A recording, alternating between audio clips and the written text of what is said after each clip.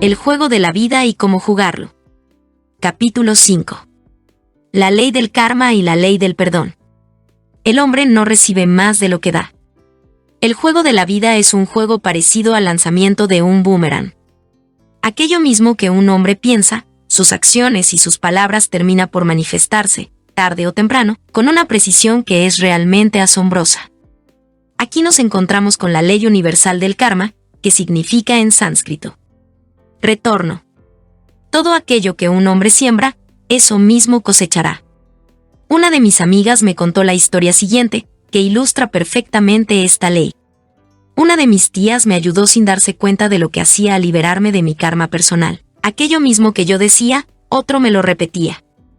Yo estaba a menudo irritada en casa y, un día, le dije a mi tía que hablaba durante la cena: deja de hablar, deseo comer en paz.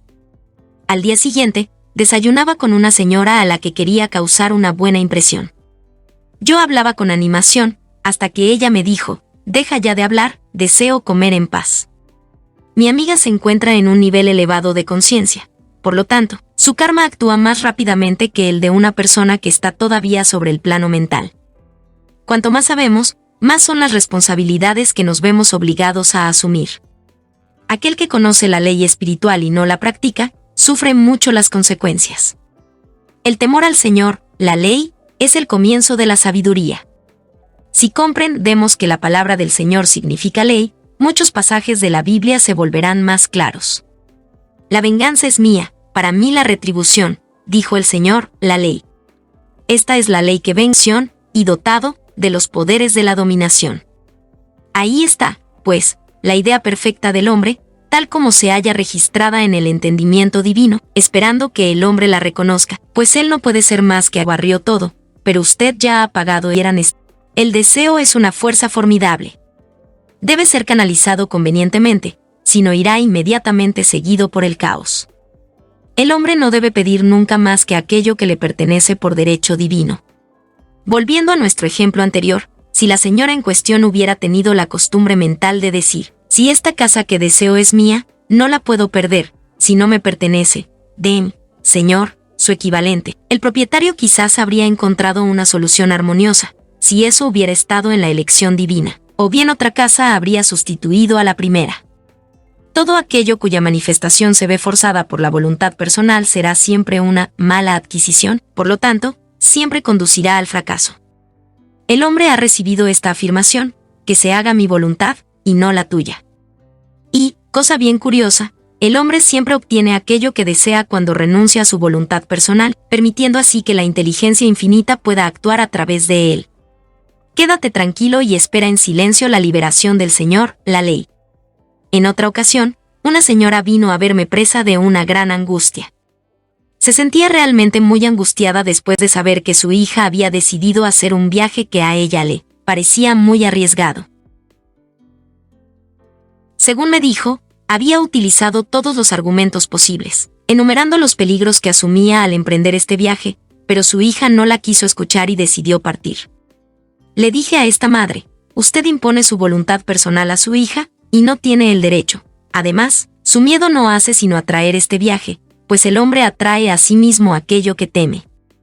Y añadí: relájese, retire su influencia mental, remítala a las manos de Dios, y sírvase de esta afirmación: dejo esta situación en manos del amor infinito y sagrado. Si este viaje está previsto en el plan divino, yo lo bendigo y no me resisto más, pero si no está divinamente determinado, doy gracias porque no se produzca.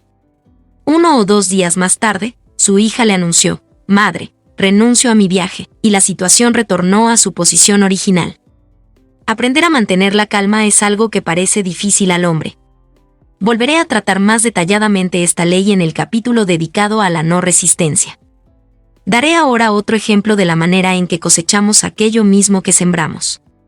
Una persona me dijo que le habían dado en el banco un billete falso. Se sentía bastante molesta por ello. El banco jamás reconocerá su error, se lamentaba. Yo le respondí: analicemos la situación y busquemos el motivo que atrajo ese billete hacia usted. Ella reflexionó un momento, y dijo: ya sé, envié una moneda falsa a un amigo para gastarle una broma. Así pues, la ley le ha enviado a ella el billete falso, pues la ley no comprende las bromas. Yo le dije entonces, debemos apelar a la ley del perdón y neutralizar esta situación. El cristianismo se fundamenta sobre la ley del perdón. Cristo nos ha redimido de la maldición de la ley kármica, y Cristo en cada hombre es su propio Redentor y su propio Salvador en toda condición discordante. Así pues, le dije, Espíritu infinito, nosotros hacemos una llamada a la ley del perdón y te damos gracias por aquella, la señora, que está bajo la protección de la gracia y no bajo el peso de la ley, y que no puede perder este dinero que le pertenece por derecho divino. Y ahora añadí después, vaya al banco y diga, sin miedo alguno, que el billete que ellos le dieron por error era falso. La mujer obedeció, y ante su enorme sorpresa, el personal del banco le pidió disculpas, y le cambiaron su billete con mucha cortesía. Así pues, el conocimiento de la ley da al hombre el poder de deshacer sus errores. El hombre no puede forzar el ambiente exterior para que sea lo que ni siquiera es él mismo. Si desea riquezas, debe estar lleno de riquezas en su conciencia. Un día, una señora vino a solicitarme un tratamiento para la prosperidad. Ella se interesaba bien poco por su interior, que estaba en el más completo desorden. Yo le dije, si usted quiere ser rica, es necesario que antes se ordene a sí misma. Todos aquellos que poseen grandes fortunas son ordenados, y el orden es la primera ley del cielo. Después añadí, mientras que el orden no reine en usted misma, la riqueza huirá de usted. Inmediatamente, esta mujer empezó a arreglar su casa, dispuso los muebles de forma diferente, organizó los cajones, limpió las alfombras, y de ese modo no tardó mucho en alcanzar una importante retribución pecuniaria, en forma de un presente que le hizo un familiar.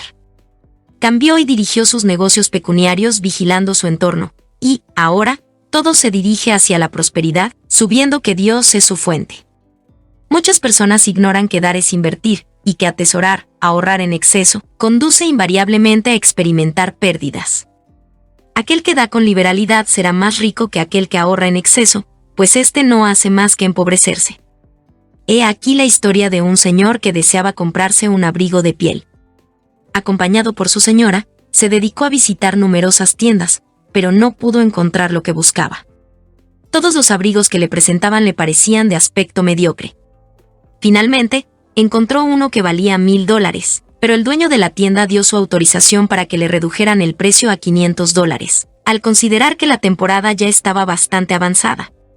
El hombre poseía alrededor de $700. La razón le aconsejaba, no debes gastarte casi todo lo que posees en comprar un abrigo. Pero el hombre, que era muy intuitivo, no razonaba jamás. Miró a mujer, y le dijo, sí, vamos a comprar este abrigo, y voy a hacer un gran negocio. Ella consintió, aunque sin gran entusiasmo.